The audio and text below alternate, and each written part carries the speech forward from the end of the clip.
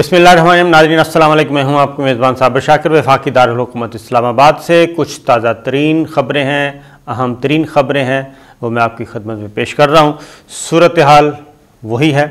कि तहरीक लब्बैक पाकिस्तान, इसको कलअदम करार दे दिया गया है, नोटिफिकेशन जारी कर दिया गया है और अब अगला मरहला है सुप्रीम कोर्ट में रेफरेंस भेजने का। और इसमें जो इम्पॉर्टेंट बात है वो ये है कि रियासत इस वक्त मुकम्मल तौर पे पूरी कुव्वत के साथ अब मैदान में उतरी है। और मैंने आपको बताया था कि रियासत जब रिट कायम करने पे आए तो फिर उसके सामने बहुत मुश्किल है किसी का ठहरना, क्योंकि रियासत ऐसी चीज़ है, रियासत ऐसी ऑर्गेनाइजेशन है जिसको होली सोली इख्तियार होता है, मुकम्मल इख्तियार, लामहदूद इख्तियारात होते हैं और उन इख्तियारात को दुनिया तस्लीम करती है। वो किसी को ज़िंदगी अता करे या किसी को मौत दे, अल्लाह ताला के हाथ में है सब कुछ। लेकिन जो ग्राउंड पे जो हुक्म जारी करते हैं ये सिचुएशन है। तो उसमें मैंने पिछली वीडियो आप सुन लें, उसमें मैंने सारी चीज़ें बताई थी। तो अब सूरत हाल ये है कि तहरीक लब्बैक पाकिस्तान को कलअदम करार दे दिया गया है, नोटिफिकेशन जारी कर दिया गया है और अब अगला मरहला है सुप्रीम कोर्ट ऑफ पाकिस्तान में रेफरेंस भेजने का। और उसके बाद फिर जो जमात तहरीक लब्बैक पाकिस्तान को तहलील करने का जो मामला है वो सुप्रीम कोर्ट डिसाइड करेगी और वो एक दिलचस्प मुकदमा होगा और अहम मुकदमा होगा, क्योंकि सुप्रीम कोर्ट ऑफ पाकिस्तान सबूत मांगेगी और जब सबूत दिए जाएंगे तो ये ओपन कोर्ट में मुकदमा चलेगा और उस वक्त सारी चीज़ें खुलकर सामने आएंगी। लेकिन फिल वक्त नोटिफिकेशन जारी किया है उसे कलअदम करार देने का और शेड्यूल 4 में उसको डाल दिया गया है। फिर एक और चीज़ इसमें एक बात बता दूं कि कमो बेश तमाम जमातें भी इस इक़दाम पे मुत्तफ़िक हैं और कहीं ना कहीं उनको भी एतमाद में लिया गया है। और उसकी वजह यह है कि सिवाय मुस्लिम लीग नून के और वो भी हल्का फुल्का ज़ुबैर साहब जो हैं, जो मरियम सफदर साहिबा के और नवाज शरीफ साहब के तर्जुमान हैं, उन्होंने इसको अपोज़ किया था और बाकी किसी ने भी अभी तक पीपल्स पार्टी, अवामी नेशनल पार्टी, दीगर सियासी जमातें, मजहबी जमातें, किसी भी तरफ से ऐसी कोई चीज़ नहीं आई। और मुकदमे मैंने आपको बताया कि कायम हो चुके हैं। और फिर साथ ही साथ एक और भी हुआ है और वो है कि अब इसमें एक और बात भी, मैंने कहा रिट जो है रियासत पूरी कुव्वत के साथ आ चुकी है। अब उसमें यह है कि जो मामलात बचे कुछ हैं और जहाँ पे कुछ अनरेस्ट है, जहाँ पे कंट्रोल नहीं है और कोई रास्ते बंद हैं, उनको भी क्लियर करवाने के लिए हुकूमत, वफाकी हुकूमत और चारों सूबाई हुकूमतें इसमें सेम पेज पे हैं। और उसकी रीज़न है कि सिंध गवर्नमेंट ने भी, महकमा दाखिला सिंध ने भी अहकामात जारी करने शुरू कर दिए हैं, अहकामात कर दिए हैं जारी कि तहरीक लब्बैक के लोगों को आप गिरफ़्तार कर लें और उसके अहम रहनुमाओं को गिरफ़्तार भी कर लिया गया है। चार रहनुमाओं को हिरासत में लेने के अहकामात जारी किए हैं और अब सिंध गवर्नमेंट भी ऑन बोर्ड है। और ये फ़ैसला, जैसा कि मैंने कहा कि ये इस फ़ैसले को अब अपोज़ कोई नहीं कर रहा और पीपल्स पार्टी की हुकूमत है, आपको मालूम है, तो वो भी मौलाना फजलुर रहमान साहब बिल्कुल खामोश हैं, पीडीएम की तरफ से कोई स्टेटमेंट नहीं आया। तो ये चीज़ें जहन में रखिएगा। और जहाँ जहाँ कोई अनरेस्ट है वहाँ पे मोबाइल फ़ोन सर्विस मुअत्तल करके वहाँ पे हुकूमत और कानून नाफिज करने वाले इदारे कार्रवाइयाँ कर रहे हैं और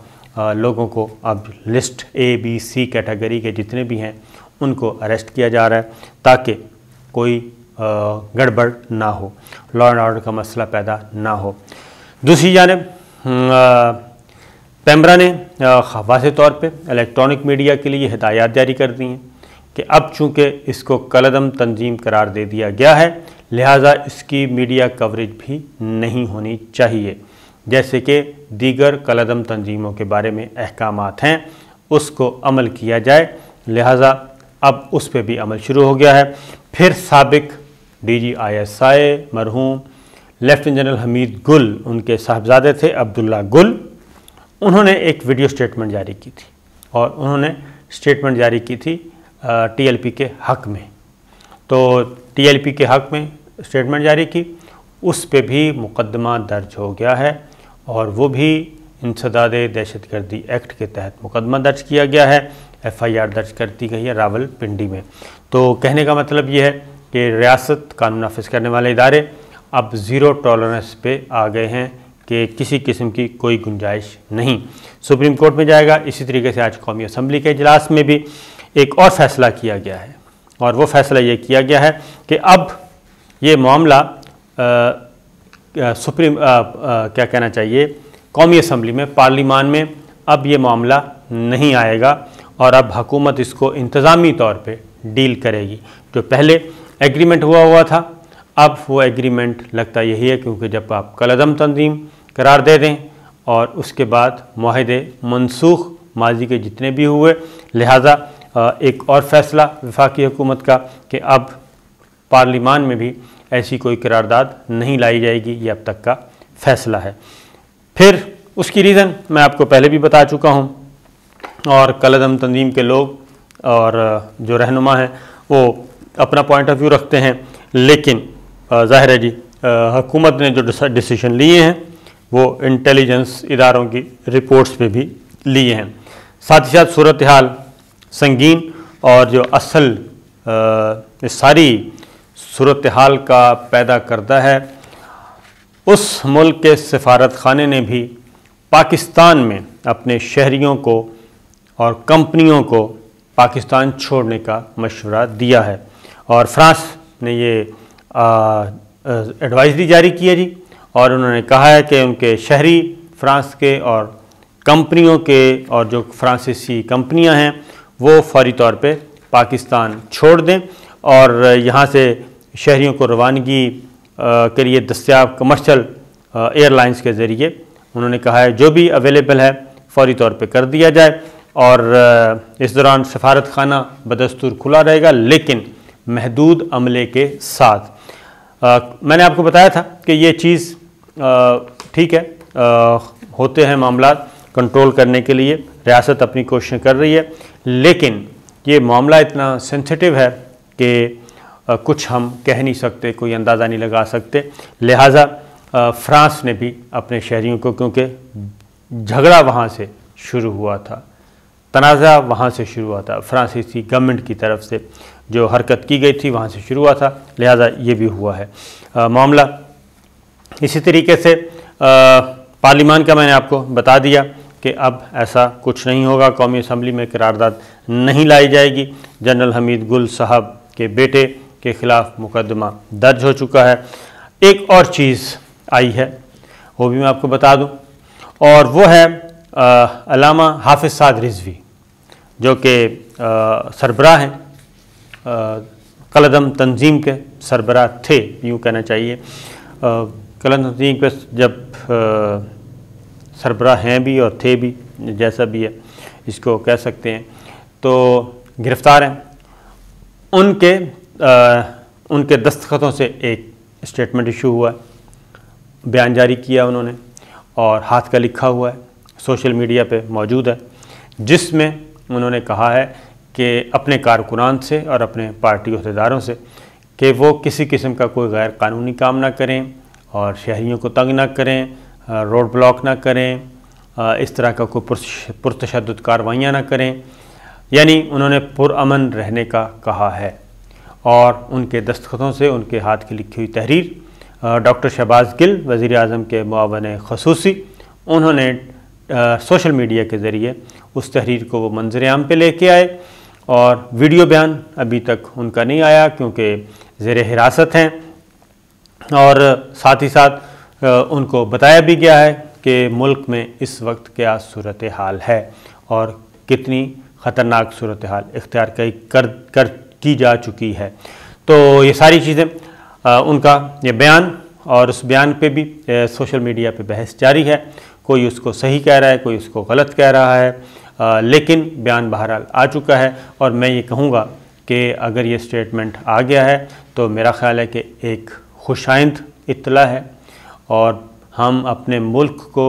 بالکل نقصان نہیں پہنچانا چاہیے, پاکستان کو نقصان نہیں پہنچانا چاہیے، اپنے شہریوں کو نقصان نہیں پہنچانا چاہیے۔ ہر مسلمان پہ فرض ہے دوسرے انسان کی، صرف مسلمان کی نہیں، دوسرے انسان کی عزت، جان، مال اور آبرو، سب چیزوں کی حفاظت جو ہے وہ ہر مسلمان پہ فرض ہے۔ اگر کوئی دوسرا شخص زیادتی کرتا بھی ہے تو اس کے لیے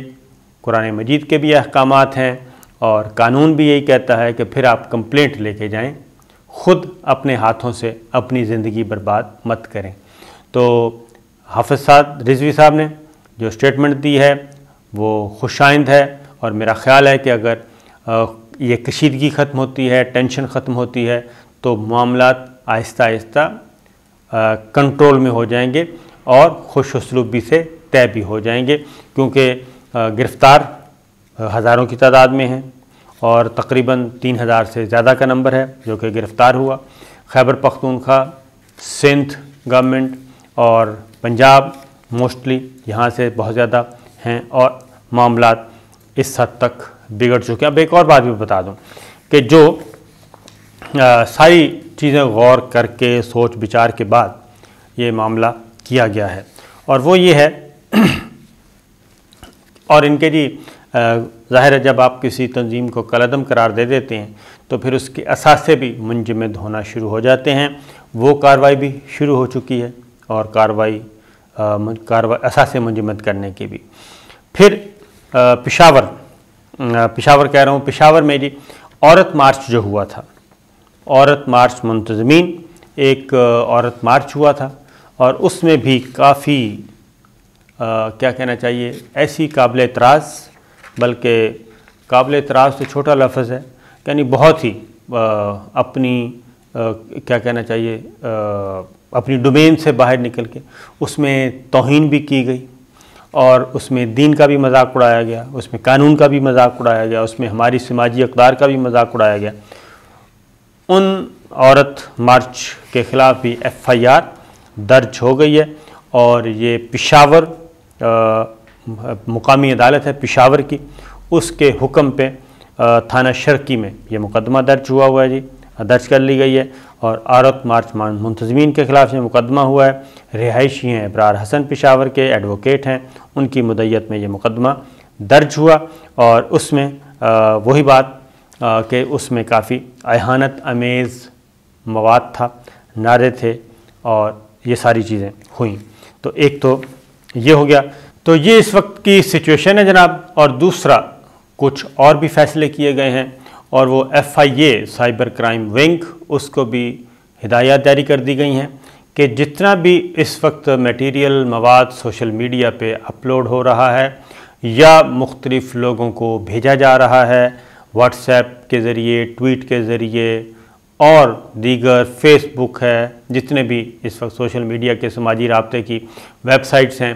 ان کے ذریعے یا کسی کو دھمکیاں دی جا رہی ہیں یا اس طرح کے جتنے بھی، اس کو بھی مانیٹر کیا جائے، اور اگر آپ کے پاس کوئی کمپلینٹ آتی ہے تو اس کو بھی جائزہ لیا جائے اور اس پہ فوری کارروائی کی جائے۔ تو میں صرف اتنا ہی کہوں گا اپنے تمام بھائیوں سے، دوستوں سے، پاکستانیوں سے